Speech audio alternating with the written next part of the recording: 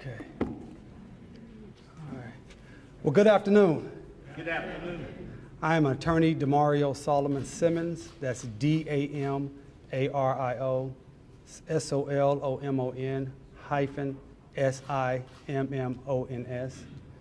And along with my co-counsel who are here from my firm, which is David Riggs and Chris Kepsu, who you will also hear from, we are excited and honored to have this opportunity to represent these so-called Creek freedmen in our quest. And I say our quest because I'm designated as a Creek freedman myself, erroneously, our quest for citizenship, full citizenship within the Creek Nation. I'm proud to stand here with our clients, some of our named clients. We have Rhonda Grayson, we have Sharon Lindsay, we have Jeff Kennedy, who are named clients, and they're also board members of the organization that we represent, the Muskogee Creek Indian Freedmen Band. We have a couple other named clients who are not here today, not here yet, Johnny Mae Alston, and we have a minor child who we cannot mention her name. This is a historic day, a fantastic day. We're excited to be here. It's been a long road for so many people who've been fighting this fight. And I just want to tell you a little bit first about who are the so-called Creek freedmen. The Creek Nation in the old country in the southeastern United States of America was a confederacy of nations and tribes and people. And within that confederacy included people that you would consider to be black or Creeks of African descent. In the 1830s, when we were removed from our traditional homeland here to Oklahoma Territory, or Indian Territory, which we now know as Oklahoma, on that trail of tears, so to speak, that also included Creeks of African descent, some enslaved, many free, and also what we would consider to be free blacks or free Africans. They came to the Creek Nation or Indian Territory. They were here, they were productive citizens up until the Civil War. When the Civil War split the nation, you had some Creeks who sided with the Confederacy, called the Southern Creeks. You had other Creeks who were what we call loyal Creeks, which included many of the Creeks of African descent. At the end of the Civil War, and the treaties were being negotiated, there were 5 individuals who participated in those negotiations and signed that treaty of 1866. One of those individuals was a Creek of African descent, or African Creek, by the name of Cal Tom, who is my 4-time great-grandfather. He signed that treaty, and in that treaty, you have a copy of it. All our media members and anyone else that wants a copy, we'll give it to you. Article 2 of that treaty simply says, or clearly says, that Creeks of African descent shall have and enjoy all the rights and privileges of native citizens, including an equal interest in the soil and national funds, and the laws of said nation shall be equally binding upon them and give equal protection of all such persons and all others whatsoever of race or color. That is where we are today, because from 1866 into the Dawes Commission arose, which first started with the Dawes Act, which was passed in 1893, and then when they 1887, when they created the Dawes Commission in 1893, and then in 1898, the Curtis Act, where they forcibly enrolled Creek citizens. It was the United States government that segregated so-called Creek freedmen. It was the United States government that used the hypo-descent rule that said 1 drop of black blood makes you black. It was the United States government that created a separate role of so-called Creeks by blood and so-called Creek freedmen. That was not something that the Creeks did themselves. However, in 1979, the Creek Nation, relying upon this openly racist Dawes rules, decided to segregate, strip, and steal the heritage, culture, and citizenship of those so-called Creek freedmen and their descendants. And their descendants are here today. I would like for the Black Creek or so-called Creek freedmen descendants to please stand. Please just stand and be recognized. Please stand.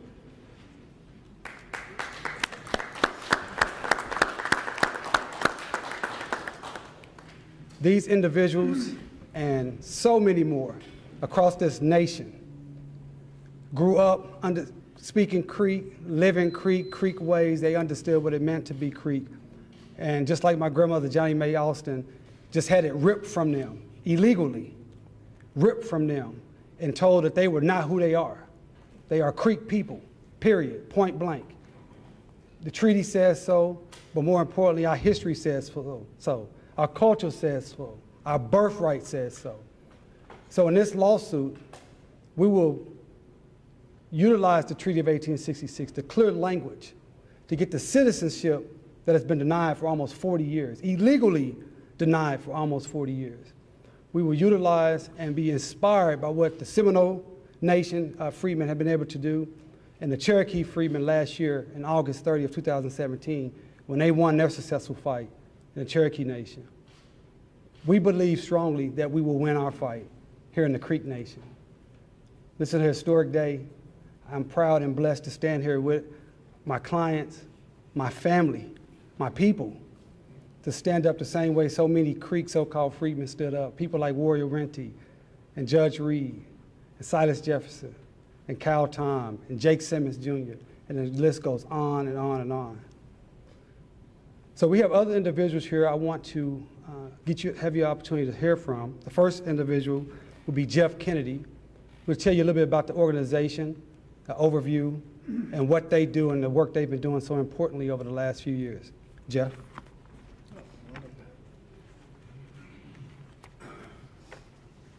I don't normally do this, so just kind of bear with me. First, I'd like to thank the law firms of DeMauro, Solomon Simmons, Riggs Abney, Grand Zorn, and is that Beveridge and Diamond for the awesome work that they've done.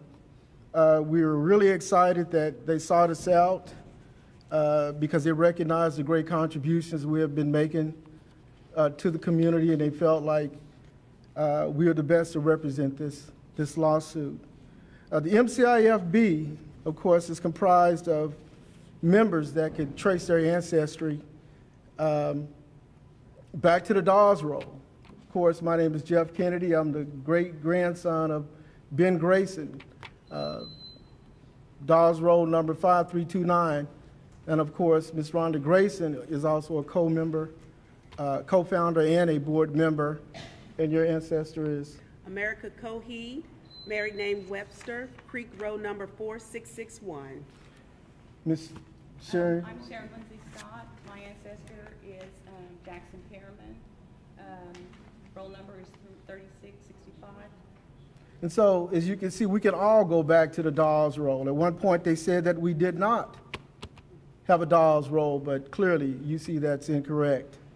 So what I'm basically about to tell you is a little bit of an overview. Our mission statement is, I'll read that, to preserve and protect the unique history and heritage and genealogy of the Muskogee Creek Indian freedmen who were removed to Indian Territory, which is Oklahoma, on the Trail of Tears.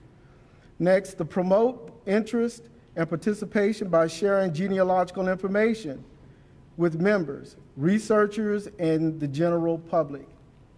Next, to provide and help and educate resource to researchers and through lectures, workshops, conferences, and museum exhibits. And lastly, to educate the members and the public of the African Creeks, political rights, and citizens of the Creek Nation defined by the Creek Treaty of 1866, Article 2. Ladies and gentlemen, we had just celebrated our sesquicentennial. That's sesquicentennial, which is the 150th anniversary of the signing of the Treaty of 1866. This marks our 152nd anniversary. Of course, it was ratified July 19, so we're excited. We are a 501(c) organization. We're over 850 members strong. And what else did we actually want to say? That's good enough. Oh, he said that was good enough. But anyway, we just want to thank our members for showing up. Oh, Go ahead. we're done. No, go ahead. Sometimes you get a little excited, and I do get a little bit emotional because we're really passionate about what we do. We're really passionate about, like I said, what we do. And we just want everybody to know that basically we're trying to go home. We're just trying to come home. Thank you.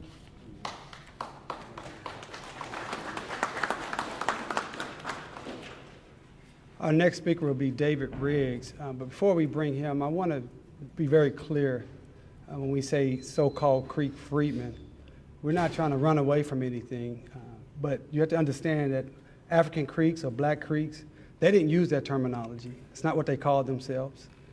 They called themselves African Creeks or Black Creeks, or as my great-grandfather will call himself, as my grandmother can attest, a native black. They didn't use the term freedmen. This is a term that was forced upon them by the United States government, and it lumped everyone regardless. This is not about blood, but it lumped everybody into one category regardless of who their real genealogy is. And that's not right. And that's what we're going to continue to fight against as we continue to fight to get citizenship. We want to make sure we can correct the history of who these people are. So David Riggs from our firm, one of our firm founders. Mr. Riggs. Thank you, Mario. Well, this is obviously a very, very important case, especially for the people directly involved, but not just for those folks, but it's a case of great historical significance, in particular for Tulsans. People of the city of Tulsa should understand the great significance historically this case has, because not just of our geographic location, because the early day history of the city of Tulsa is linked so closely with that of the Creek people, the Creek tribe, and now the Creek Nation. Because of that link, the city of Tulsa should understand the significance it has for the city and for its citizens here. Our firm will give this case the highest priority we can give it. It will have the full support of our firm as we go forward, and the firm takes great pride in getting asked to be involved in a case of this kind because of the values that it entails and because of the kind of people we're going to be representing. We appreciate being asked to be involved. Thank you, David. I have another one of my law partners, Chris Kepsel. He's going to talk about the specific remedies besides citizenship that we're looking for in this lawsuit. Chris. Thank you, Mario. I also want to recognize one other person from our firm here, one of our colleagues, Jim Orbison, one of our partners and president of our firm right now. There's probably a few questions why this is filed in the District of Columbia. That's the place where we have to seek our remedies. And we laid out very specifically what we're seeking in our complaint on page 22, and you can see a copy of that for the full details, and I'm going to give you a brief overview here today. Basically, the relief we're asking for is two parts. It's declaratory relief and injunctive relief. We're asking in the declaratory relief for certain rights to be determined and declared by the court for our clients. And that will have effect not just for those clients, but for other people who are Creek freedmen descendants. We're concerned that if we don't have the specific remedies and relief asked for in that complaint, that the citizenship may be granted, but they may be treated as second-class citizens in the Creek Nation, and that's not acceptable. We're seeking specifically to make sure that they're granted full citizenship, the right to vote, the right to hold office, the right to run for office, the right for all benefits that are granted to all equally situated Creek citizens. We can't accept anything less. That's what we're asking them for. We also have federal defendants in this case. The reason we have federal defendants is because we have to make sure that on both sides of the aisle here, both at the tribal level and at the federal government level, that rights are protected. And we're asking that the federal defendants be enjoined, be restricted from taking any action or providing any benefits to the tribe until this citizenship is granted in full to our clients. In addition, we're asking that the court appoint through the BIA a trustee to make sure that these rights are protected. And that's a kind of a broad overview, but most importantly, what we're asking for is the equal rights for our clients and for the citizens, the Creek freedmen descendants, to be treated as full and complete citizens of the Creek Nation. We thank you for your time.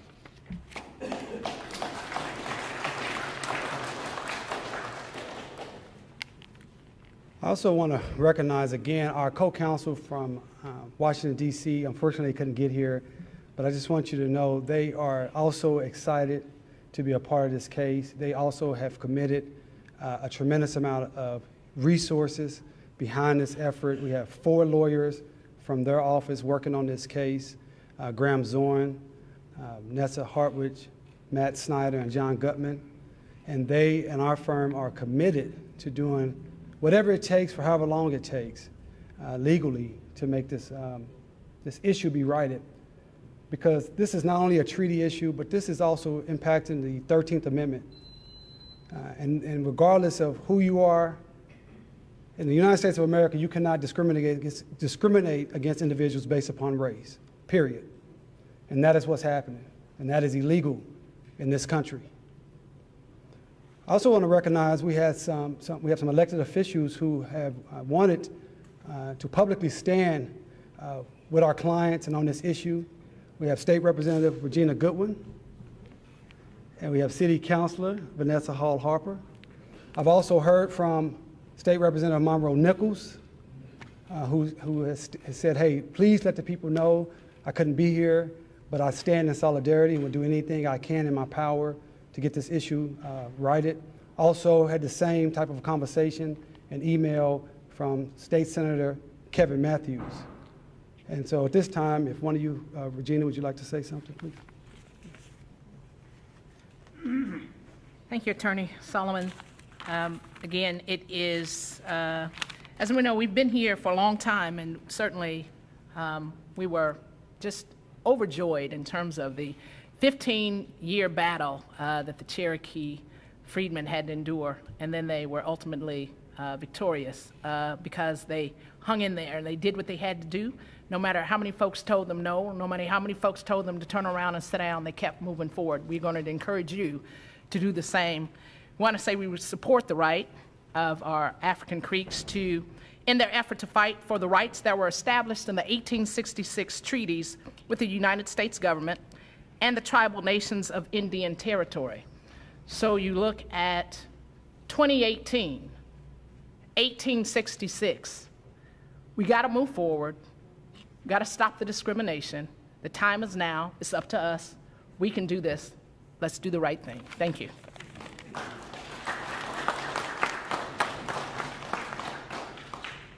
So in conclusion, again, I think our goal is very clear. We believe that the law is very clear, that the Treaty of 1866 is enforced. It has not been abrogated.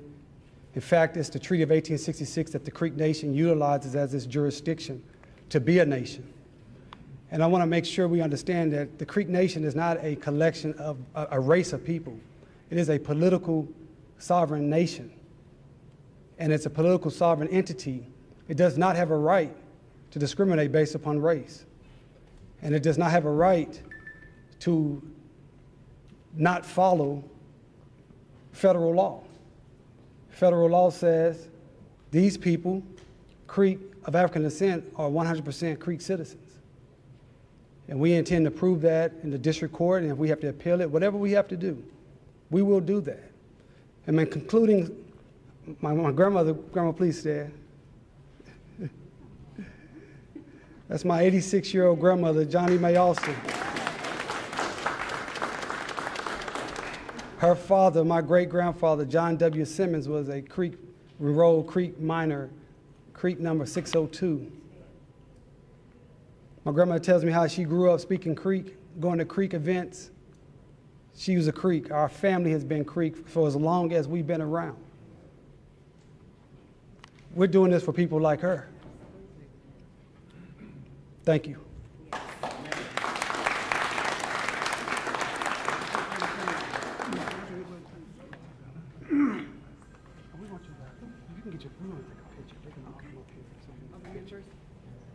All the members? Yes, so we can get a picture. Guys, can you come up, all members, please come up so we can take a photo.